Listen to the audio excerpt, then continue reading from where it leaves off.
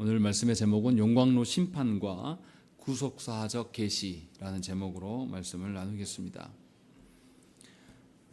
우리가 2주 전에 3장 초반을 보았습니다. 느부갓네살 왕은 하나님께로부터 꿈으로 하나님의 뜻을 알게 되었습니다. 그런데도 이 느부갓네살 왕은 하나님의 뜻에 도전했어요. 하나님의 뜻이 무엇입니까? 하나님께서 신상을 보여주고 그 신상을 네 토막으로 나누시고 그 신상을 사람이 손대지 아니한 돌로 와서 파괴하시는 그 꿈을 보여주신 것이죠. 그래서 모든 제국들이 있을 것이지만 전국에는 하나님께서 보낸 돌이 모든 것을 격파하고 무너뜨릴 것이다. 결국은 하나님의 다스림 가운데 놓이게 될 거다. 그래서 이 바벨론도 오래 갈 수 없다라는 것을 보여줬습니다. 그런데도 이 뜻을 다 알아들었어요. 분명하게 무엇인지를 느부갓네살이 알고 있었습니다. 그런데도 느부갓네살은 의도적으로 금신상을 만들었습니다. 이것은 하나님의 뜻을 알고도 대적하는 행동이에요. 하나님의 뜻이 그러할지라도 나는 내 뜻대로 가겠다. 내가 미래를 바꾸겠다라는 것이죠. 그래서 금신상을 만들었고 바벨론 제국의 모든 사람들에게 이 금신상에 절하도록 경배하도록 명령을 했어요. 그리고 절하지 않을 때는 반드시 죽일 것이다 라는 것을 이제 경고하면서, 그런데 하나냐와 미사엘과 이 아사랴가 어떻게 합니까? 금신상 숭배를 거절합니다. 그래서 거절하는 것만으로 끝나는 게 아니라 그들의 발언이 아주 도발적이에요. 왕이 관여할 문제가 아니다. 우리가 경배하든 말든 왕이 관여할 문제가 아니고 왕의 다스림이 아닌 하나님의 다스림 가운데 우리가 놓여 있는 자들이다. 그러니 우리는 이 풀무불만 아니라 왕의 손에서도 하나님께서 건져내실 것이다. 이런 고백을 하게 되는 것이죠. 그렇게 해서 분명히 이 바벨론 제국의 왕이 느부갓네살인데 그 왕권에 대해서 아예 무시하는 발언들을 해요. 그러면 어떻게 하겠습니까? 이제 이 느부갓네살의 입장에서는 자신의 뜻에 도전하는 자가 된 거죠. 그러니 이제 느부갓네살이 굉장히 괘씸한 거예요. 이제 그 상황 속에서 이제 느부갓네살의 어떤 행위가 나타날 것이고, 또 하나님 앞에서 올바른 신앙 고백을 했던 이 세 친구들을 향하여서 하나님의 어떤 적절한 응대가 있을 것이라는 거죠. 그래서 오늘 본문에는 두 가지가 다 나와요. 과연 하나님께서는 이들을 어떻게 대하시는가라는 것을 우리가 이제 볼 수 있다는 것입니다. 참된 신앙 고백 앞에서 하나님께서 어떻게 반응하시고, 또 우리의 그 신앙 고백이 어떠한 의미가 있는 것인가를 오늘 본문에서 알 수가 있습니다.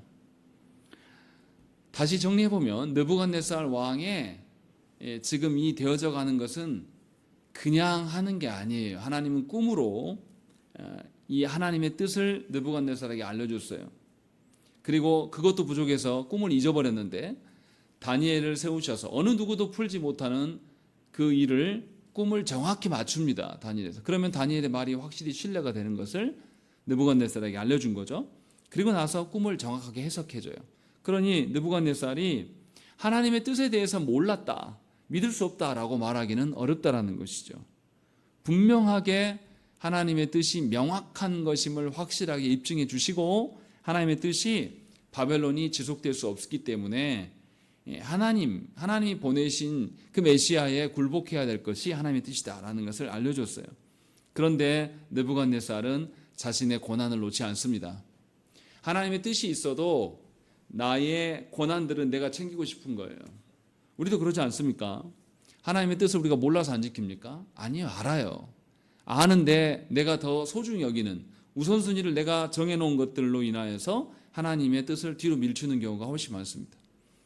느부갓네살도 딱 그런 사람이에요. 느부갓네살이라고 해서 우리보다 월등히 약하다든가 이러지도 않아요. 하나님의 뜻을 분명히 우리도 알고 있습니다. 그런데 우리도 하나님의 뜻에 대해서 강하게 반기를 드는 것이죠. 그래서 우리의 계획대로 진행을 합니다. 하나님께 예배하는 것부터 살아가는 것부터 다 모든 것 안에서 하나님의 뜻대로 살아가는 것은 사실 우리는 굉장히 싫어해요. 게을리 여기고, 자신이 해볼 거 다 해보고 난 다음에 정말로 이것저것 다 해봐서 안 되면 하나님께 옵니다. 그런 신자가 태반이에요. 느부갓네살이 딱 그런 사람인 거죠. 느부갓네살은 뭐 신자도 아니지만 그래서 느부갓네살은 하나님께 반기를 듭니다. 그래서 금신상을 만들고 바벨론 모든 사람들에게 하나님이 아닌 금신상에게 절하도록 강요했어요. 이것은 하나님의 뜻에 대한 대놓고 대적하는 겁니다. 반기를 드는 거예요. 하나님의 뜻이 아니라 내 뜻대로, 내 의지대로 이 나라가 세워져 간다라는 것이죠. 그래서 느부갓네살은 분명하게 이 제국 전체에 새로운 길을 제시했습니다. 그런데 어떤 일이 벌어집니까? 이 제국에서 힘 있는 자들이 반기를 드는 게 아니에요. 너무나 어처구니도 없이 이미 망해버린 나라의 포로, 그것도 10대 소년밖에 안 되는 아주 어린 것들이, 그 세 소년이 왕의 그 새로운 길을 제시한 것을 바로 거절합니다. 보란 듯이 그냥 거절해요. 그러니 느부갓네살이 얼마나 화가 납니까? 그래서 느부갓네살이 이제 이들을 처벌하는 장면이 오늘 이제 19절부터 나타나요. 그런데 느부갓네살이 대하는 태도가 약간 이상합니다. 그냥 그들을 죽이고 마려고 하는 것이 아니에요. 그거 말고도 뭔가 숨겨진 게 있다는 것이죠. 19절 말씀을 보세요. 느부갓네살이 분이 가득하여 사드락과 메삭과 아벳느고를 향하여 얼굴빛을 바꾸고 라고 되어 있습니다. 그리고 뭐 합니까? 풀무불을 7배나 뜨겁게 해라 라고 이야기를 하는 것이죠. 그냥 단지 소년 3명 죽이는 것은 어렵지 않아요. 그냥 있는 불에다가 넣으면 돼요. 굳이 뭐 더 불을 뜨겁게 할 필요도 없고 얼굴빛까지 변할 필요가 없어요. 그런데 왜 이 사람이 얼굴빛까지 바뀌고 이렇게 분노할까라는 것을 생각을 해봐야 한다는 것입니다. 느부갓네살이 지금 누구를 응대하고 있냐면, 우리가 보기에는 이 소년들을 응대하는 것처럼 보이지만 실상은 하나님과 싸우고 있는 겁니다. 그래서 당혹스러운 거예요. 느부갓네살은 하나님을 향하여서 고집을 피우고 있는 겁니다. 하나님 뜻 다 알아요. 아는데 자기가 하고 싶은 대로 하고 싶어서 하나님의 뜻이 있음에도 계속 거절하는 거예요. 그리고 자신은 온 제국을 다 점령한 왕이란 말이에요. 그러니 자기의 체면이 얼마나 자존감이 얼마나 높겠습니까? 자존심이 얼마나 세겠습니까? 그런데 단지 그것만으로 얼굴빛이 변한 게 아니라 이미 하나님의 뜻을 알고 전에 들었었고, 누구도 부인할 수 없는 하나님의 뜻을 전에 들었음에도 불구하고 부인하고 있기 때문에 피조물로서 양심에 짓눌림이 있다라는 것이죠. 그가 믿지 않는 자였지만 누구도 부인할 수 없는 하나님의 뜻, 누구도 맞추지 못했던 그 꿈을 정확하게 하나님의 사람이 맞추고, 또 그 다니엘이 뭐라고 합니까? 하나님께서 왕의 것까지도 하나님이 다스리신다는 걸 다 알려줬어요. 이것을 알고 있기 때문에 이 자신의 하나님의 뜻을 꺾고 자신의 뜻대로 나가는데 아주 작은 걸림돌로 인해서 자기가 우세살 상황이 생기니까 당연히 이것은 누가 했겠다라고 짐작하겠습니까? 이것은 하나님이 하는 게 아닐까라는 그런 마음속에 일말의 반응이 있는 거죠. 그래서 더 급격하게 반응하는 겁니다. 그래서 어떻게 하냐면 풀무불을 7배나 더 뜨겁게 하라는 거예요. 왜 이렇게 합니까? 하나님의 뜻이 조금이라도 자기 앞에 있으면 됩니까? 안 됩니까? 안 돼요. 자기 앞에 하나님의 뜻이 조금이라도 있어서는 안 되고, 자기의 뜻을 가로막는 일에 대해서는 더 민감하게 반응하는 거예요. 마치 범죄를 한 가지 했어요. 누구를 죽였단 말이에요.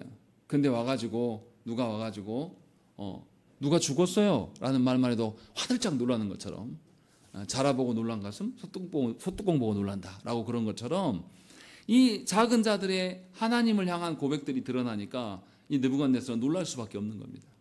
이미 하나님의 행하심을 알고 있기 때문에. 그리고 또 21절에도 뭐라고 나왔습니까? 그 사람들을 겉옷과 속옷과 모자와 다른 옷을 입은 채 결박하여 맹렬히 타는 풀무불 가운데 던졌다라고 되어 있습니다. 왜 성경의 저자는 이런 쓸데없는 소리들을 막 기록할까요? 그냥 풀무불에 던져 넣어서 죽이는 게 목적이잖아요. 그런데 성경의 저자는 의도적으로 써놨어요. 겉옷과 속옷과 모자와 다른 옷을 입은 채 결박했다라고 되어 있습니다. 이거 왜 그렇습니까? 나중에 불 가운데서 나왔을 때의 그의 상태가 어떠한지를 알려주기 위한 장치이기도 해요. 27절에 보시면 총독과 지사와 행정관과 왕의 모사들이 모여 이 사람들을 본즉 불이 능히 그들의 몸을 해하지도 못하였고, 머리털도 그을리지 아니하였고, 겉옷빛도 변하지 아니하였고, 불탄 냄새도 없었다라는 것이죠. 분명히 몸뚱이만이 아니라 그의 옷까지 아무런 손상이 없다. 하나님이 얼마나 그들을 철저하게 지키시는가를 보여주기 위한 장치로 썼을 수도 있어요. 그 장치도 있겠죠.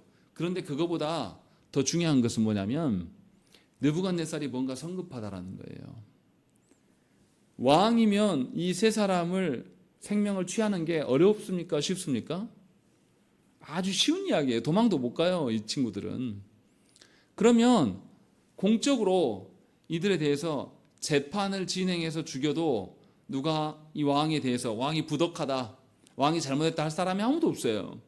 그런데 그런 과정을 겪지 않습니다. 그냥 아주 급해요, 뭔가. 느부갓네살이 아주 급해서 바로 그냥 처형하고 싶어서 이 사람들의 흔적을 지워버리고 싶은 거예요. 왜 그렇겠습니까? 하나님의 뜻이 이미 그의 마음을 찌르고 있어요. 그리고 그 하나님의 뜻에 대해서 도전했어요, 본인이. 도전하고 있고, 그런데 아주 하찮은 제국에 힘있고 엄청난 어떤 그런 사람들이 자기 앞길을 막는 게 아니라 노예로 끌려온, 나라가 없어져 버린 아주 그 작은 애들이 자기 앞길을 막는단 말이에요. 얼마나 심기가 건드리겠습니까? 하나님이 자기에게 이미 말씀하신 바가 있는데 이것을 거부하고 하고 있는 자의 그 불안함, 그 초조함, 그것 때문에 속히 자기 뜻을 가고 싶어요. 그래서 더 급한 겁니다. 그래서 더 성급하게 나서는 거예요. 그래서 뭐냐면 재판을 걸었다라면 이 세 사람들의 옷이 어떻게 바뀌었겠습니까? 죄수복으로 바꿔서 재판을 받고 죄수복으로 던졌을 거예요, 분명히. 아니면 옷을 벗겨서 던진다든지. 그런데 그런 절차가 없어요. 그냥 빨리 지워버리고 싶은 거예요. 내가 하나님의 뜻을 대적하고 나가는데 하나님이 나한테 관여했다는 흔적이 아무것도 없게 만들고 싶은 거예요. 지금 느부갓네살은 이래서 초조한 겁니다. 그래서 지금 이것을 아주 급하게 진행하고 있는 것을 보여줍니다. 그런데 어떤 일이 벌어집니까? 22절에 보시면 왕의 명령이 엄하고 급하다는 거죠. 풀무불이 심히 뜨거움으로 불꽃이 사드락과 메삭과 아벳느고를 붙든 사람을 태워주겠다라는 것입니다. 도리어 누가 죽습니까? 이 느부갓네살에게 순종했던 사람이 죽어요. 그러니까 눈으로 보여지기에 겉으로 표면적으로 드러난 그 심판은 느부갓네살의 심판처럼 보여요. 풀무불의 심판. 그런데 실상은 누구의 심판입니까? 하나님의 심판이에요. 하나님의 심판이 진행되고 있기 때문에 하나님의 심판 앞에서 누가 지금 두려워하는 거죠? 느부갓네살이 오히려 위축되고 있는 겁니다. 마음이 급해요. 어쩔 줄을 몰라 하는 것이죠. 그래서 지금 이 느부갓네살이 굉장히 놀라고 있는 상황을 우리에게 보여주는 것이죠. 여기서 우리가 알아야 될 게 있어요. 하나님의 뜻대로 살아가려고 하는 사람들은 항상 생명의 위협을, 핍박을, 협박을 받게 되어 있습니다. 누구로부터요? 하나님의 뜻을 알고도 그 뜻이 아닌 자기 뜻을 세우려고 하는 사람들에게 반드시 공격과 핍박을 받게 되어 있다는 것입니다. 하나님의 뜻을 부인하고 자기 뜻을 세우려고 하는 사람들, 누가 그럽니까? 하나님의 뜻을 아는데 자기 뜻을 세우려고 하는 사람은 교회 안에 있는 사람입니까? 교회 밖에 있는 사람입니까? 교회 안에 있는 사람들이에요. 결코 하나님 모르는 사람들이 아닙니다. 조국 교회가 왜 계속 부패해 갑니까? 하나님 뜻을 몰라서 그러지 않아요. 하나님 다 알려주셨어요. 하나님의 뜻이 선명해요. 그런데 이 뜻을 저버리고 자기 뜻을 세우려고 하니까 성급하고 급합니다. 그리고 힘으로 뭔가 자기의 제왕적인 힘을 드러내고 싶은 거예요. 느부갓네살이 지금 보여주고 싶은 게 그겁니다. 그래서 금신상을 만들었고 제국 전체를 향하여서 금신상에 절하라고 하는 거예요. 한 사람도 빠짐없이. 그리고 절하지 않으면 죽이겠다. 힘의 논리로 모든 것을 겁박하려고 하는 거죠. 조교회도 그러지 않습니까? 총회장이 되면 그것이 무슨 하늘의 뜻인 양 자기가 총회장이라고 목에 힘을 주고, 노회장이면 노회장에다 목에다 힘을 주고, 그리고 또 목회자들이 어떻습니까? 목사 한 수 몇 년도에 받아. 그게 뭐가 중요합니까? 목회자들끼리 선후배가 하나님 나라 가서도 내가 목사 몇 년도가 됐고 뭐 이게 그게 그렇게 크게 중요한 이야기입니까? 하등의 중요한 이야기가 아니에요. 그런데 그것을 계속 내세웁니다. 교회 안에도 마찬가지예요. 누가 먼저 장로가 되었냐? 누가 직분을 먼저 받았냐? 너보다 내가 이 교회 먼저 왔다. 이런 쓰잘데기 없는 일들을 우리가 하고 있는 거예요. 왜 그렇습니까? 하나님의 뜻을 알고도 그 뜻을 뒷전으로 내려놓는 사람들의 특징이에요. 그래서 누가 건드리지 않아도 마음이 괴롭습니다. 마음이 늘 초조하고 불안해요. 그래서 그런 사람들은 조금만 그 사람들의 앞길을 살짝 건드리면 극렬하게 반응하는 겁니다. 그래서 하나님의 뜻대로 사는 사람들을 남겨두지 않아요. 왜냐하면 자기는 하나님 뜻을 이미 버렸거든요. 그것을 외면하고 자기 뜻을 세워가는데 누군가 하차전에 보이는 것이 앞에 나와서 하나님의 뜻을 다시 운운한단 말이에요. 그럼 어떻게 하고 싶겠습니까? 하나도 없었던 것처럼 완전히 말끔히 제거하고 싶은 거예요. 그래서 느부갓네살은 풀무불을 7배나 더 뜨겁게 해서 아예 재도 남지 않게 해라. 원래 없었던 것처럼 그렇게 만들라고 지금 말하고 있는 거예요. 그러니 우리는 놀랄 필요가 없는 겁니다. 하나님의 뜻대로 행하는 데 있어서 하나님의 뜻을 이미 버리고 배도한 자들은 교회 안에 늘 있었습니다. 그리고 그 배도한 자들은 하나님의 뜻대로 살려고 하는 자들을 잡아 죽이려고 해요. 그래서 핍박은 교회 밖에서의 핍박보다는 교회 내에서의 핍박이 먼저입니다. 그것을 알아들으셔야 돼요. 분명하게 이것을 우리에게 보여주는 겁니다. 아무리 악인이라 할지라도 하나님을 의식합니까? 의식하지 않습니까? 의식한다라는 거예요. 알면서도 애써 부인하는 거예요. 그래서 느부갓네살이 이 노예 소년 세 사람이 이 신앙 고백하는 것에 대해서 극렬하게 반응한 거예요. 아무것도 아니에요, 이거. 아무 일도 아니에요. 그 큰 제국의 왕이 노예 세 사람에 대해서 이렇게 극렬하게 반응할 이유가 뭐가 있습니까? 그런데 그러고 있다라는 것이죠. 얼마나 이게 안타까웁니까? 얼마나 이게 비극이에요. 왕인데도 불구하고 뭔가 자유롭지 못한 것. 하나님께서 우리를 택하셔서 교회 안에 두셨어요. 우리는 하나님 나라의 백성이고, 옛날에 우리 그런 노래 있었잖아요. 왕 나는 왕자다. 하나님 나라의 나는 왕자다. 우리도 하나님 나라의 왕자와 공주란 말이에요. 근데 하나님의 뜻을 저버리면 이렇게 살아가는 거예요. 느부갓네살처럼 매우 불안해하면서 초조해하면서 눈물을 걱정과 근심으로 도배된 그런 인생을 살아가는 거예요. 그것을 정확하게 보여주는 겁니다. 그래서 풀무불에 대한 심판은 누구를 향한 심판이냐면 하나님께서 느부갓네살을 향한 심판의 모습으로 지금 보여주고 있다는 것이죠. 그리고 하나님이 그곳에 이제 역사하시는 겁니다. 24절 보십시오. 24절 말씀 읽겠습니다. 시작.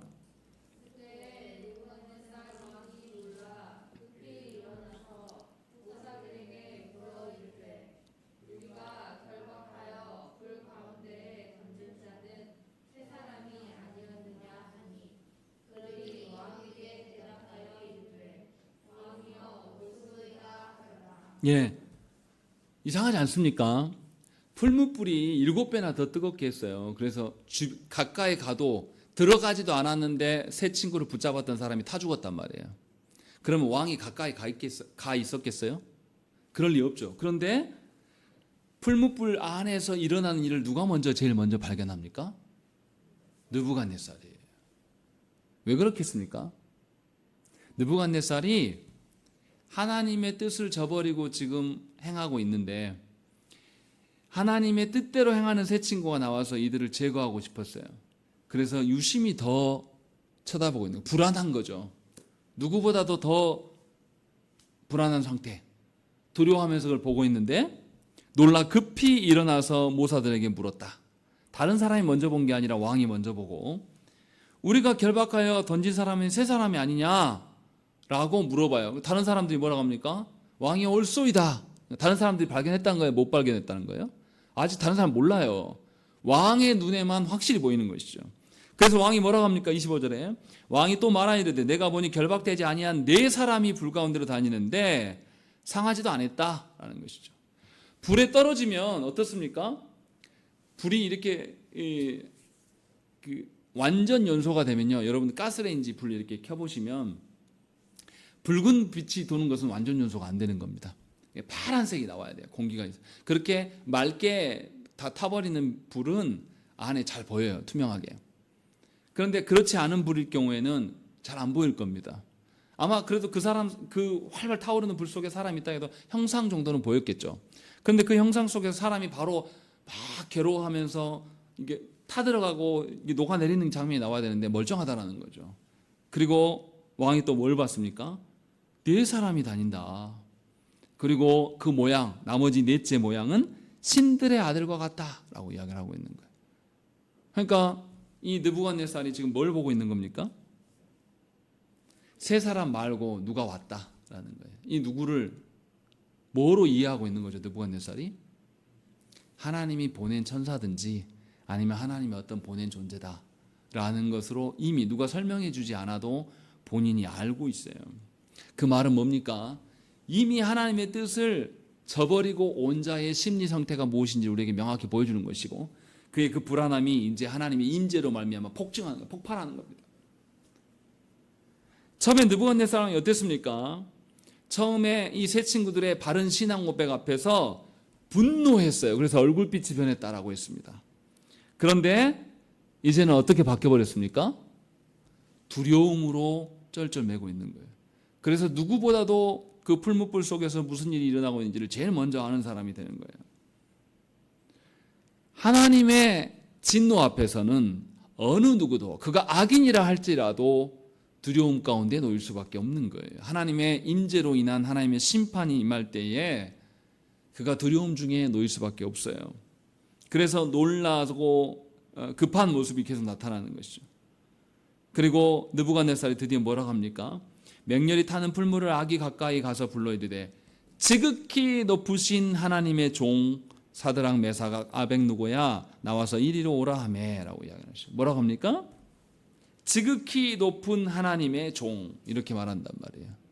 전에는 반드시 죽이겠다, 바로 앞까지는 이렇게 했단 말이에요. 그런데 태도가 완전히 달라요. 그러니까 이 느부갓네살의 정서가 어떻게 바뀝니까? 분노했다가 불 속에서 네 사람을 발견하게 되고 그 네 사람 중에 한 명이 신의 아들처럼 보인단 말이에요. 그러니까 두려워요. 이제 큰일 났다. 내가 하나님의 뜻대로 뜻을 외면하고 내 마음대로 했더니 하나님이 누군가를 보냈다. 두려워한단 말이에요. 그리고 나서 바로 태도가 어떻게 바뀝니까? 살려고 이제 어떻게 해요? 바로 압으로 바뀌는 거예요. 그 정서가 급격하게 달라지는 거죠. 하나님의 임재 앞에 서게 되면 어느 누구도 이럴 수밖에 없는 거예요. 우리가 지금 교회 안에 있고 우리가 예배에 나온다고 해서 우리가 괜찮을 것 같습니까? 그렇지 않아요. 하나님은 우리에게 하나님의 말씀을 통하여서 하나님의 뜻이 무엇인지를 아주 오래전부터 선명하게 우리에게 보여주셨습니다. 그러나 우리는 그 하나님의 뜻대로 행하는 것이 굉장히 귀찮아요. 하나님의 뜻보다 내 욕망이 앞선단 말이에요. 내가 하고 싶은 게 있어요. 그래서 그것을 내려놓고 이 일을 먼저 한단 말이에요. 그렇게 하는 사람들에 대해서 하나님이 진노하시면 우리가 감출 수 있고 거기서 아무렇지도 않은 척 태평하게 우리가 의연하게 살아갈 수 있냐 이 말이에요. 그럴 수 없다라는 거죠.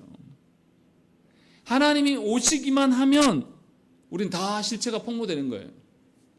그러니까 언젠가 우리가 주님 앞에 서게 될 때에 그 서게 될 때에 우리가 다 물처럼 녹아내릴 텐데 그런 일이 지금부터 있는 거예요. 사실은 우리가 하나님의 뜻에 대해서 모르지 않아요. 알고 있습니다.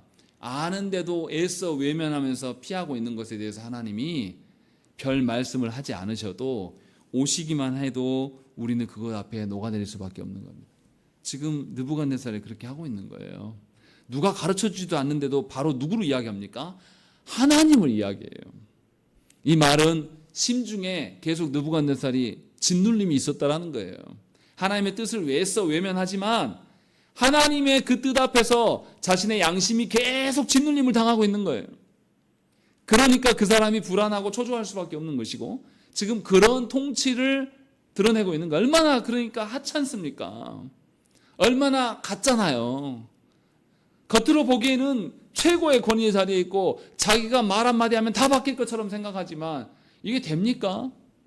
요즘에 홍범도 장군 상을 막 없애네 마네 하면서 홍범도 장군이 빨갱이네 아니네 막 이런 헛소리들을 해내는데 이 자기가 통치하는 기간이 이제 3년 반 남았어요. 그런다고 해서 역사가 덮어집니까? 3년 반 뒤에는 그에 대한 평가가 없을 것 같습니까? 누가 말하지 않아도 가장 자기가 두려운 거예요. 진실을 외면하고서 살아가는 사람은 그 진실 앞에 눌리게 되어 있는 겁니다. 지금 느부갓네살이 그러고 있는 거예요. 그러니까 살려고 다시 태도를 바꾼 거예요. 분명히 우리가 여기서 알아야 돼요. 하나님의 임재 앞에 서게 되면 우리는 하나님의 크고 높으심, 하나님의 다스리심을 목도하게 돼요. 그러면 동시에 우리는 뭘 발견하게 됩니까? 내 자신과 나의 한계, 인간의 인류의 한계가 무엇인지를 명확하게 보게 되는 겁니다. 느부갓네살 왕도 그걸 본 거예요. 자신이 얼마나 초라한 존재이며 자신의 제국까지 있다 할더라도 그 제국이 하나님의 뜻을 넘어설 수 있다 없다? 그럴 수 없다라는 거예요. 그것을 지금 느부갓네살이 보고 있는 거예요. 하나님의 역사하심을 누가 선언해 주지 않았어요. 분명하게 오늘 본문에서는 누가 말합니까? 느부갓네살 자기가 자기 입으로 실토하는 거예요. 그래서 이 세 친구들에게 지극히 높으신 하나님의 종이다라고 본인이 말해요. 이 친구들이 답변한 적이 없습니다. 본인이 말하고 있는 거예요. 왜 그렇습니까? 하나님의 임재 앞에 자기가 아무것도 아닌 존재임을 느끼는 거예요. 그것을 보여주고 있는 겁니다. 이제 감출 수가 없는 거예요.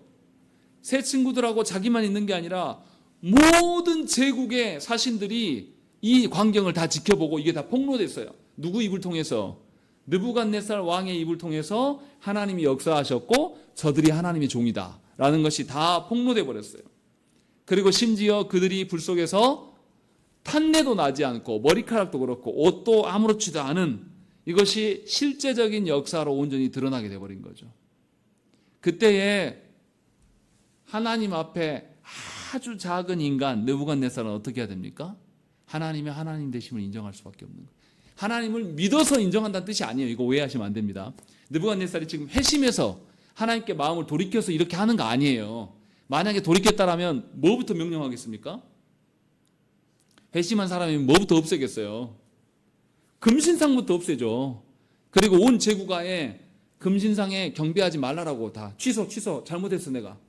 그리고 우리 하나님께 회개하자. 분명 이랬을 겁니다. 근데 그런 말 없어요. 본문에는. 이 사람은 그냥 하나님의 임재 앞에 두려운 거예요. 하나님의 사람이 된 것은 아니에요. 하나님의 뜻을 알고도 거절한 사람은 하나님의 자녀일 수가 없어요. 분명하게 이것을 우리에게 보여주는 겁니다. 왜 이럴까를 생각을 해보세요. 느부갓네살이 아주 고집스러운 인간이에요. 하나님이 그에게 한 번 역사하신 것이 아니에요. 몇 번이고 확인해 줍니다. 느부갓네살은 지금 세 번째 하나님께 굴복당하고 있는 거예요. 첫 번째는 뭡니까? 느부갓네살이 제일 처음에 하나님께 굴복당한 것은 뭐예요? 느부갓네살이 유다를 점령해요. 그리고 그 예루살렘 성을 점령하고 예루살렘 성전에 있던 기물들을 자기의 신전에 갖다 놔요. 그리고 본인들이 이겼다라고 생각을 합니다. 그런데 어떻습니까? 다니엘과 세 친구들이 이 느부갓네살의 권위에 순종을 합니까? 안 합니까? 안 해요. 이 바벨론의 음식이나 바벨론의 풍속 앞에서 그들이 몸을 더럽힙니까? 안 더럽힙니까? 더럽히지 않는단 말이에요. 그때 한번 져요. 느부갓네살은 엄청난 대제국의 왕이에요. 그런데 하찮은 노예 소년들 4명한테 져버린단 말이죠. 그리고 두 번째 어떻습니까? 자기가 꿈을 꿨는데 자기가 몰라요. 분명히 하나님은 계시해 줬어요. 그런데 자기가 잊어버렸어요. 그때의 제국의 술사와 이 박수들이 다 모여서 의논하고 찾으려고 했지만 알 길이 없습니다. 해석할 수 없었어요. 그들의 신이 결코 하나님을 이길 수가 없는 거죠. 그때 하나님께서 어떻게 하십니까? 당신의 백성들만이 아니라 이방인들인 바벨론 왕 앞에 하나님의 뜻이 무엇인지를 명확하게 계시하여 줘요. 그래서 진짜 누가 왕인지를 알려줍니다. 이것은 느부갓네살 개인에게만 통보된 게 아니에요. 다니엘이 꿈을 맞췄고 해석했다는 이야기가 제국에 퍼지지 않았을까요? 다 퍼졌을 거예요. 그래서 진짜 왕이 누군지라는 것, 그것도 10대 소년인 다니엘을 통해서 이것을 하나님 뒤집습니다. 그리고 하나님의 꿈을 기억하게 하고 하나님의 뜻을 정확하게 계시하여 줍니다. 그래서 그 계시의 뜻대로 뭐라고 합니까? 느부갓네살이 세운 그 나라가 얼마 가지 못할 것이며 결국은 사람이 손대지 아니한 돌이 모든 것을 파괴하고 하나님 나라를 세울 것이다 라는 그것을 분명하게 모든 제국에 알려줍니다. 두 번째 증거죠. 그런데도 느부갓네살이 항복을 합니까? 안 합니까? 안 해요. 하나님께 돌이킬 생각이 없습니다. 그리고 금신상을 만들고 거기에 경배하라고 이제 갈수록 하나님을 향한 더 도전과 대적이 커져요.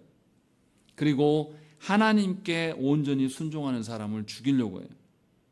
그때 하나님 어떻게 하십니까? 그곳에 친히 임재하셔요. 오늘 본문에 나온 네 번째 사람 모양이 25절에 신들의 아들과 같다 이렇게 기록하고 있어요. 그래서 신학자들이 도대체 신들의 아들이 누구이냐라는 것을 의논이 많습니다. 천사냐 아니면 예수님이냐라는 이야기들. 근데 우리는 이거 별로 논할 필요가 없어요. 확실한 건 뭡니까? 누가 보내셨다? 하나님 보내신 거예요. 그리고 더 궁극적으로 신들의 아들이라고 하면은 누구라고 이야기해야 됩니까? 예수 그리스도 메시아일 수밖에 없는 거예요. 메시아를 보내심으로 말미암아서 이 고집스러운 느부갓네살을 하나님께서 밟아 누르시는 거예요. 새 친구들이 불에 안 탔다가 중요한 것이 아니고 안 탄 것도 안 탄 거예요. 근데 중요한 거는 누가 오셨다? 그리스도께서 그곳에 오셨다. 메시아께서 그곳에 오셨다라는 게 훨씬 더 중요한 이야기입니다. 그렇게 해서 완전히 느부갓네살을 패배하게 만들어요. 그래서 느부갓네살이 드디어 그렇게 되니까 이제 어떻게 합니까? 28절에 보시면 느부갓네살이 말하여 이르되 사드락과 메삭과 아벳느고의 하나님을 찬송할지로다. 그가 그의 천사를 보내사 자기를 의뢰하고 그들의 몸을 바쳐 왕의 명령을 거역하고 그 하나님 밖에는 다른 신을 섬기지 아니하며 그에게 절하지 아니한 종을 구원하셨도다 라고 이야기하는 거예요. 여기서 분명하게 보여주는 거죠. 하나님의 구원은 그냥 구원만이 아니에요. 하나님의 심판과 구원이 함께 임하고 있는 거예요. 누구를 향한 심판입니까? 느부갓네살을 향한 하나님의 심판이에요. 그래서 느부갓네살의 종이 불타 죽은 것이고 그 앞에서 느부갓네살이 엎드릴 수밖에 없는. 그래서 하나님을 찬양해요. 그리고 하나님의 구원을 노래. 이거 누가 해야 됩니까? 이스라엘이 해야 돼요. 그런데 이스라엘이 그 현장에 있었어요, 없었어요? 없어요. 제국에 흩어 지내고 있을 거란 말이에요. 노예로 끌려와서. 그런데 누가 이 일을 대신하고 있는 거죠? 느부갓네살이 지금 하고 있는 거예요. 그 제국의 왕이 하나님을 찬양해요. 그리고 하나님의 구원을 노래해요. 이거 누가 해야 될 겁니까? 언약 백성이 해야 될 일이에요. 이것을 지금 느부갓네살이 스스로 하고 있는 거예요. 이것은 느부갓네살이 자신의 의지를 들여서 했다기보다는 하나님의 임재 앞에서 모든 존재하는 것들은 이룰 수밖에 없다는 것을 우리에게 보여주는 거예요. 그래서 어떻습니까? 창조주 하나님을 말할 때 우리는 전제되어야 될 게 무엇이에요? 모든 피조물들의 존재 이유는 뭡니까? 하나님을 찬양하는 거예요. 하나님의 행하신 일들을 반영하는 것이 모든 피조물들의 존재예요. 그것을 전제로 우리가 하나님은 창조주십니다. 이렇게 고백하는 거죠. 지금 그것을 보여주고 있는 거예요. 그래서 분명하게 하나님의 구원을 이야기합니다. 그리고 나서 29절에 느부갓네살이 조서를 다시 내려요. 그때 뭐라고 합니까? 백성과 각 나라와 각 언어를 말하는 자가 모두 사드락과 메삭과 아벳느고의 하나님께 경솔히 말하거든 그 몸을 쪼개고 그 집을 거름토로 삼을지니 라고 되어 있어요. 왜 이렇게 말할까요? 그냥 금신상 없애면 되는데, 그리고 하나님께 회개하면 될 텐데 지금 느부갓네살이 뭐 하는 겁니까? 회개하는 겁니까? 2장 5절 말씀 보세요. 2장 5절 말씀 보면 5절 말씀 읽어보겠습니다. 읽겠습니다. 시작.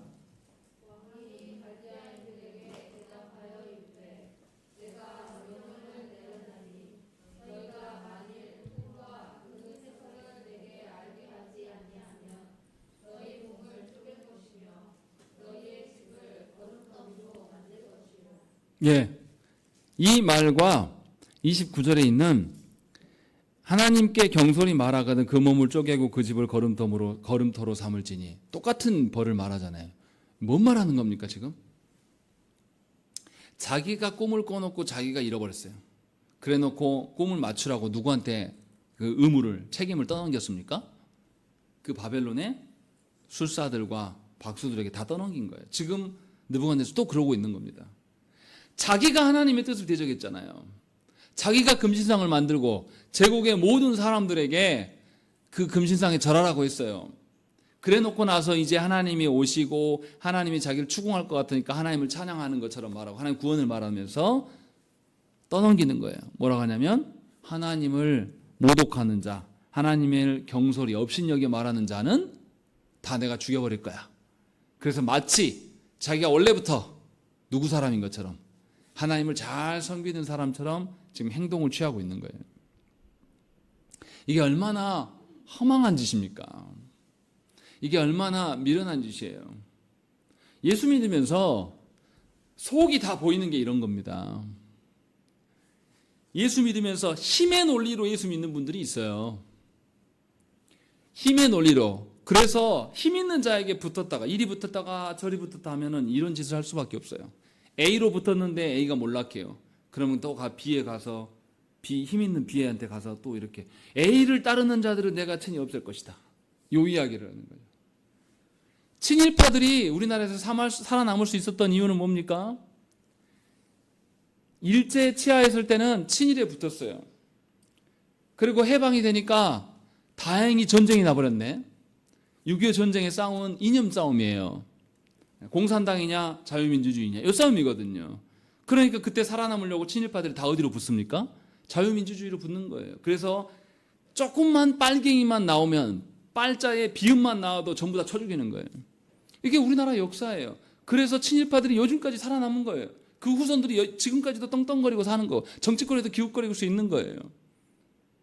국민들이 깨어서 이것을 알아들어야 되는데 안타깝게도 그런 국민들이 별로 없어요. 더더구나 교회가 그 친일에 앞장서서 합니다. 교회가 총회에서 신사참배하기로 결의를 해요. 그리고 총회하기 전에 동쪽을 향해서 동방요배를 하고 절하고 총회를 열고 총회가 전쟁 자금을 모아서 헌금해서 일본에 바치고 총회가 전투기까지 사서 주며 그게 우리 장로교 선배들의 모습이에요. 회개하지 않습니다. 그리고 이제 해방이 되니까 그때서 다 회개해요. 이제 내가 잘못했습니다. 그러면서 이제 그때부터 무슨 이야기 합니까? 교회가 빨갱이를 계속 부르짖으면서 자유민주주의를 말해요. 그 일로 교회가 교단이 나눠지잖아요. 한국교회의 실체예요. 이렇게 하나님의 뜻을 따라가는 것이 아니라 형편에 따라서 힘에 따라서 살아가는 사람들은 이렇게 비굴하게 살 수밖에 없어요. 하나님의 임재 앞에 설 때는 항상 남에게 핑계를 대면서 하나님께 까불면 다 죽여버릴 거야. 이러면서 본인이 나서는 거예요. 자기 살려고 하는 거예요. 그런데 하나님께서 그렇게 처벌하십니까? 하나님의 어떠하심을 전혀 모르는 자의 모습이에요. 지금 그것이 여전히 드러나고 있는 거예요. 하나님께서 친히 그곳에 역사하셔서 그것을 이루니까 이제서 하나님이 힘세 보이거든요. 그래서 그 앞에서 지금 가식을 펼치는 거예요. 그리고 30절에 사드락과 메삭과 아벳노고를 바벨론 지방에서 더욱 높였다라고 되어 있어요. 그런데 여기 봐보세요. 이 다니엘서 저자는 신기하게 써놨어요. 뭐라고 되어 있습니까? 30절에 왕이 뭐라고요? 드디어! 라고 말하고 있네. 지금 이 다니엘서 저자가 뭐 말하고 싶은 거죠?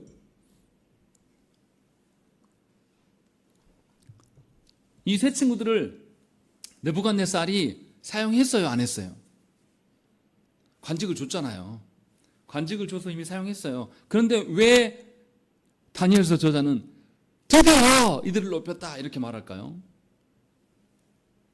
왕이 지금까지 어떻게 한 거예요? 하나님을 계속 대적했어요.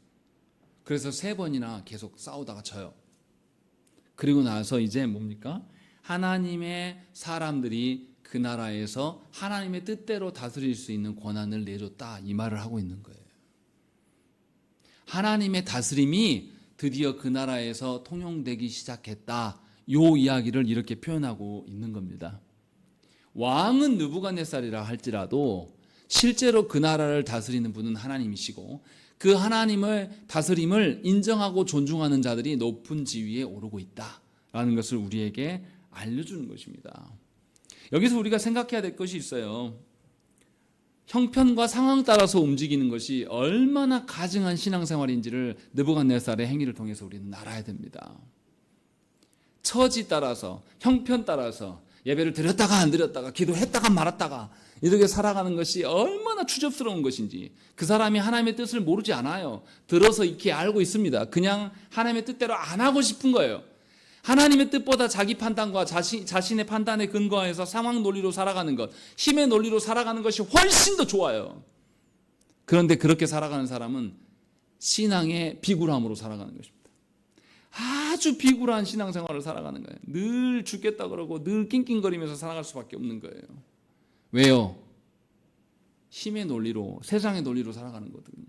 교회 안에 있었으나 이리 붙었다가 저리 붙었다가 얼마나 그 삶이 분주하고 얼마나 그 삶이 애달습니까? 그렇게 살아갈 수밖에 없는 거예요. 그것을 보여주는 겁니다. 분명하게. 조국교회 안에 수많은 직분자들이 그러고 있어요. 왜 교회가 정치판에 기웃거립니까? 왜 교회가 일제시대부터 힘 있는 자들에게 붙어먹고 계속 그 이념 논쟁을 해야 됩니까? 하나님이 다스리신다니까요. 일제 치하에 있을 때도 하나님이 다스리셨고요. 6.25 전쟁 공산당이 설칠 때도 하나님이 다스리셨고요. 독재자들이 나와서 이 나라를 죽이고 어떻게 설칠 때도 하나님이 다스리셨고요. 민주주의 바람이 불어서 우리가 다 우리 손으로 대통령을 뽑아내도 그래도 하나님이 다스리신단 말이에요. 변함이 없어야지 정상이에요. 그것이 교회의 직분자들이어야 돼요. 근데 조국교회가 그러냐 이 말이에요. 어떻게 조국교회 직분자들 입에서 빨갱이 소리가 나오고 친일 이야기가 나오고 그것을 놓고 신자네 아니냐 이런 이야기 할 수 있냐 이 말이에요. 어떻게 하나님의 통치와 다스림이 100년 전과 지금이 다를 수가 있냐 이거예요. 똑같이 하죠. 우리가 존경하는 교회의 직분자라면 그때도 하나님을 의존하면서 목숨을 걸고 살았어야죠. 6.25 전쟁 시에도 하나님을 위하여서 죽기까지 갔어야죠. 그게 진짜죠. 그런 직분자들 우리가 존중합니까? 너무나 제가 고통스러운 건 뭐냐면 친일했던 사람들을 보호하는 뉴라이트 세력을 만든 사람들이 교회예요. 우리가 아는 유명한 목사들이에요. 그 사람들이 교계에서 존경을 받는단 말이에요. 성도들의 대부분이 그 사람들을 칭송해요. 지금까지도. 그 사람들이 뭐가 하나님의 사람입니까? 때에 따라서 시대가 바뀌면 계속 힘 있는 자들이 붙어먹을 텐데 느부갓네살처럼 살아가는 거예요. 오늘 본문에서 보세요. 하나님의 역사하심 속에서 하나님의 일하심이 여실히 드러나게 하는 사람은 누굽니까? 아무 힘도 없는 10대 소년들이에요. 그 세 사람의 신앙 고백이에요. 교회에 필요한 사람은 더 영리하고 더 영향력 있고 더 역동적이고 더 부지런하고 더 힘이 있고 부유하고 그런 사람이 아니에요. 세상에서 아무런 가치가 없고 아무런 힘이 없어도 하나님의 앞에서 성실하게 바른 신앙 고백하기 위해서 몸부림치는 자, 그 사람이 돼요. 교회에서 왜 힘 있는 사람을 필요로 합니까? 힘 있고 싶은 썩은 교회라 그래요. 하나님이 아니라. 분명히 교회에 필요한 사람은 거룩한 사람이에요. 오로지 하나님만을 붙잡는 사람, 그 사람이 교회에 필요한 사람이에요. 자신을 드러내려고 하는 것이 아니라 자신을 통하여서 하나님의 임재가 드러나기를 소망하는 사람, 그 사람이 성도가 되어야 한다는 것이죠. 세상 나라는 여전히 눈에 보이는 것, 권력이나 사람의 어떤 인정이나 거대한 조직이나 이런 것들을 계속 통해서 발전할 것이라고 믿어요. 어떻게 예수 믿는 사람들이 경제 대통령을 뽑습니까? 어떻게 예수 믿는 사람들이 힘이 있고 없고를 말하냐 이 말이에요. 하나님이 다스리시는데 우리가 아는 것처럼 노무현 대통령이 대통령 될 것이라고 선거 6개월 전만 해도 짐작한 사람이 누가 있었습니까? 아무도 짐작하지 않았어요. 그런데 너무나 놀랍게도 고졸짜리 대통령이 대통령이 돼버리잖아요. 그러니까 하나님의 뜻이라니까요. 하나님 일하시면 우리가 알 수가 없는 거예요. 노무현 대통령을 따르라 이 말이 아니라 하나님의 일하심 앞에 붙어 있으면 우리가 비굴할 이유가 없어요. 지금 그것을 우리에게 보여주는 것입니다. 세상 나라는 여전히 우리에게 뭐라고 합니까? 거대해져라, 강력해져라. 네가 그렇지 않으면 거대하고 강력한 사람하고 연주자도 맺어라. 그것이 네가 살아갈 길이다라고 우리에게 계속 종용해요. 심지어 교회까지도. 그러나 분명히 하나님의 임재를 불러오게 하는 것은 이 아주 연약한 포로지에서 끌려온 10대 소년들의 신앙 고백이었어요. 그들 자체의 위대함이 아니었어요. 그들이 신앙 고백했다고 해서 그들이 누구를 구원한 것도 아닙니다. 그들의 신앙 고백으로 인하여서 누가 오셨습니까? 메시아께서 그곳에 오셨어요. 하나님이 해결하십니다. 우리에게 무엇인가 결과를 내라고 하신 적이 하나님 한 번도 없어요. 그런데 우리가 아둔하고 밀어내서 하나님 앞에 설 때 계속 무슨 이야기 합니까? 나는 돈도 별로 없어요. 나는 말 주면 능력도 없네. 더군다나 내가 나이가 먹으니까 나 늙어가네. 이런 핑계 대면서 뒤로 빠져 있어요. 하나님 언제 그거 요구하신 적이 있습니까? 한 번도 우리의 어떠함으로 하나님 나라를 세우신 적이 없어요. 하나님은. 하나님이 친히 세우시는 거예요. 다만 하나님을 하나님으로 인정하는 일만 하라는 거예요. 근데 우리 그거 안 한단 말이에요. 그거 하라고 하나님이 우리를 계속 부르시는데 우리는 계속 헤아려요. 신앙생활 하려고 하니까 돈도 필요하네. 신앙생활 하려고 하니까 인맥도 있어야 되고 내가 젊어서 활기도 있어야 되고 이거 세 가지 없으면 뒷방 늙은이처럼 살아가는 거예요. 주의 일, 그건 젊었을 때는 하는 거야. 안 해요. 이상하지 않습니까? 평생 복음을 전하고 설교자로 살았으면 은퇴 이후에 더더욱 길거리에 나가서 사람들을 만나면 복음을 전해야 되는 게 정상 아닐까요? 근데 그런 목회자가 없어요. 저도 장담을 못 하겠어요. 그런 목회자 되기를 하나님께 기도는 해요. 날마다. 하나님, 제가 언제 은퇴할지 모르지만 은퇴한 이후에도 죽을 때까지 주의 나라를 위해서 살게 해주십시오. 그런 기도를 늘 해요. 하나님이 우리한테 뭔가를 해내라고 하신 적이 한 번도 없음을 기억하셔야 돼요. 그냥 이 세 친구들처럼 하나님 앞에 바른 신앙 고백을 하는 거예요. 목숨을 걸고 하나님이 내 하나님입니다. 아무리 정치에서 아무리 권세 잡은 목사가 와서 나에게 짓눌려도 나는 하나님의 사람입니다 라고 고백하는 것, 이 사람이 교회에 필요한 거예요. 특히나 요즘 같은 조국교회 안에서는 그런 사람이 없다라는 것이죠. 그리고 무엇을 우리에게 보여줍니까? 이 사건이 단지 이 세 친구들의 사건일까요? 아니에요. 이 사건은 바벨론 전역에 퍼졌을 겁니다. 이것을 누가 들었을까요? 포로지에 끌려온 이스라엘, 유다 백성들이, 언약 백성들이 이 소식을 들었을 거예요. 왕이 3번이나 하나님께 대적하다가 결국 졌네. 그리고 결국은 포로지에서 끌려온 저들을 높은 자리에 올리시는구나. 그것보다 더 중요한 건 뭡니까? 그 죽음의 현장에 누가 오셨다. 그 죽음의 현장에 누가 오셨다. 신의 아들이신 그리스도께서, 메시아께서 직접 그것에 오셔서 그 세 사람을 살리셨다라는 것이 모든 이스라엘 사람들에게 엄청난 위로로 다가왔을 거예요. 여전히 그들은 포로입니다. 여전히 그들은 노예예요. 아무런 힘이 없고 나라에서 시킨 대로 살아가야 돼, 굴종해야 될 자들이에요. 그런데 그들의 생명을 이 나라의 최고의 그 권력인 왕이 죽일 수 있었다 없었다? 못 죽였다라는 거예요. 메시아께서 오셨을 때에 죽일 수 없었다라는 거. 그래서 이스라엘 백성들이 그곳에서 이 신들의 아들과 같은 것에 대한 언급이 여기만 나옵니까? 아니, 앞에서 하나님 꿈에서 예수 그리스도를 상징하는 게 뭐라고 그랬죠? 사람의 손대지 않은 돌. 그 예수 그리스도를 이미 앞전에서도 한 번 있었고 다시 한 번 더 메시아에 대한 것들을 이 이스라엘 백성들에게 알려주는 사건이 됐을 거예요. 그러니 이것은 불 가운데 살아난 게 중요한 게 아니에요. 지금 우리는 늘 이 본문 보면서 새 친구가 살아났네, 오메 엄청난 거네, 이것만 쳐다보는데 그게 아니고 하나님께서 친히 그들과 함께 하시며 메시아께서 우리를 오셔서 구원하실 것이다. 이것이 훨씬 더 중요한 이야기예요. 그리고 그것을 온 이스라엘에게 지금 보여줬어요. 그래서 포로지에 끌려온 사람들이 소망을 갖게 되는 거예요. 하나님의 임재의 약속이 지금 이 풀문불에서만 있었던 게 아니라 이미 꿈에서도 사람의 손이 되지 않는 돌이 와서 이 제국을 멸하실 것이다. 그것을 보여줬고 다시금 현실로 풀문불의 네 번째 사람이, 신의 아들과 같은 네 번째 사람이 임재하셨다. 그래서 저들이 살았다라는 것을 보면서 하나님이 오시면 우리는 산다. 그럼 이들이 뭘 생각하겠습니까? 선지자들을 통하여서 너희가 포로지에 끌려갔을지라도 그곳에서 하나님께 회개하고 돌이킨다라면 하나님 어떻게 하신다고 그랬어요? 다시 고향으로 돌이키게 하실 것이다. 그 약속을 이미 하셨어요. 하나님은.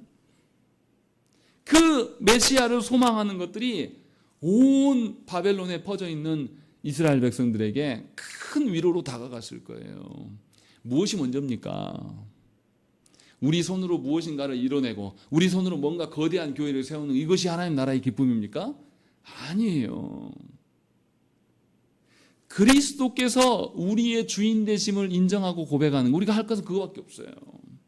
나머지는 주께서 오셔서 다 하십니다. 다시 말씀드리지만 여러분들의 배우자 여러분들이 못 바꿔요. 여러분들의 자녀들요 여러분들이 못 바꾼다니까요. 여러분들은 여러분들 자신이 하나님의 사람임을 고백하는 것이 해야 될 전부예요. 그렇게 우리가 살아갈 때에 내가 임한 그곳에 누가 오신다고요?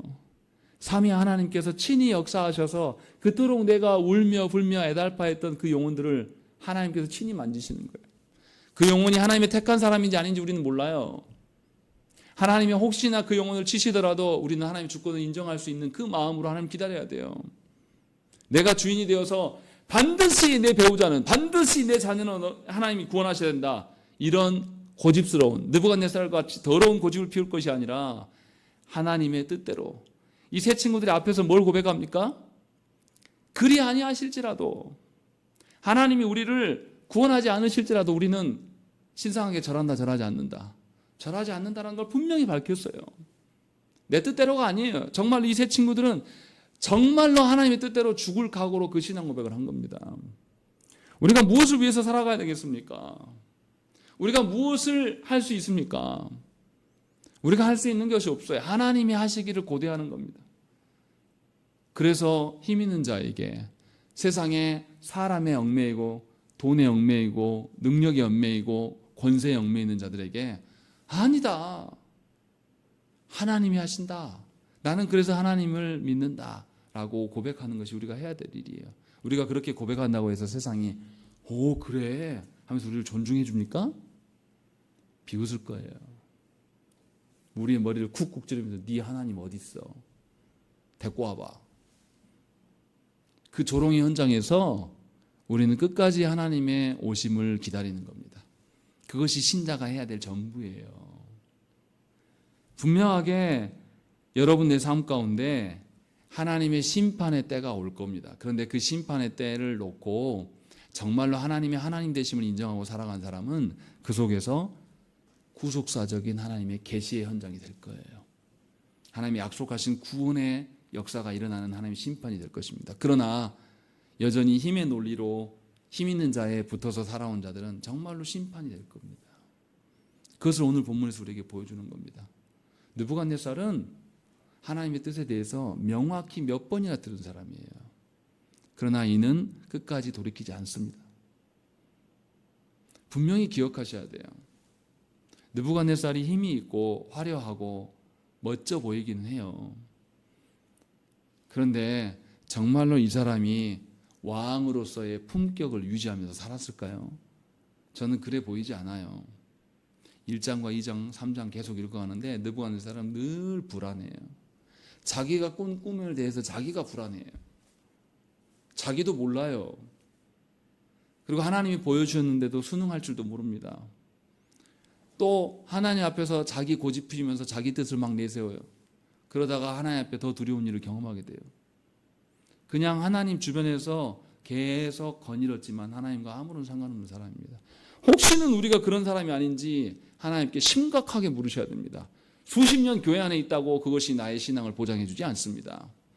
분명하게 내가 오늘 이 현장에서 정말로 하나님 한 분만으로 만족할 수 있는 자인지를 물으셔야 돼요. 그것으로 평생에 씨름하셔야 된다는 것입니다. 그렇지 않고 또 다른 문제를 가지고 하나님 내 건강이요, 하나님 내 계좌요, 하나님이요 내 자녀들이요, 이런 하찮은 것들로 인하여서 기도할 때에 여러분들은 속는 겁니다. 다시 세상처럼 돌아갈 것이에요. 바라기는 하나님의 심판 앞에서 구원을 보시는 자가 되시기를 빕니다. 세상의 조롱 앞에서 진심으로 하나님의 때를 기다리는 자가 되시기를 간절히 축원합니다. 함께 기도하겠습니다.